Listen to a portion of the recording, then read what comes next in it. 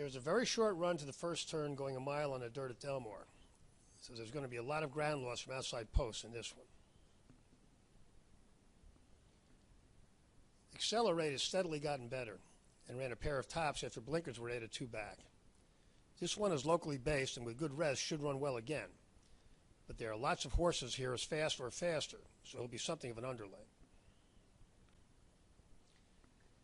Battle of Midway jumped to a new top in the Derby and took 4 months to come back around. When he did, he exploded with a huge new top, then, not surprisingly, bounced. He gets a little weight here as a 3-year-old, and if he runs back to his top, he has a real shot.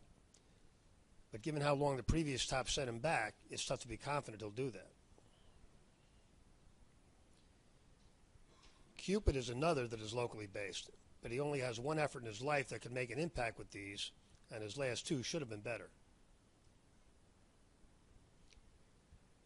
Giant Expectations has run 3 big figures this year, with the best of his life earned because of a wide trip at Delmar this summer.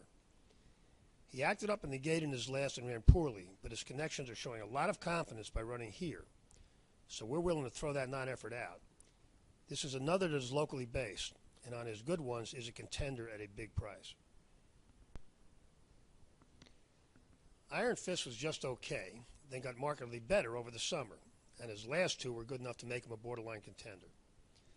Asmussen has done much better than other trainers with dirt runners shipping to California, and the reason is almost certainly because he sends his horses out early. This one has been in California for a month. More Spirit was okay in California, but improved dramatically when he started shipping out of town, one of several Baffert horses to do so this year.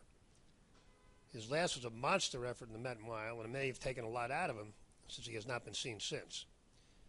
This is one super fast horse when he's right, but we're not confident he will run well, and we will have to see whether he and some others can do it in California.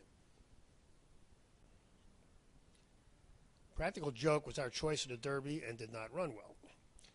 He hasn't gotten better as the year has gone on, and even if he handles the east-west ship, he's not fast enough. Sharp Aztec is trained by Jorge Navarro, who has been his usual move-up self recently, mostly at Monmouth.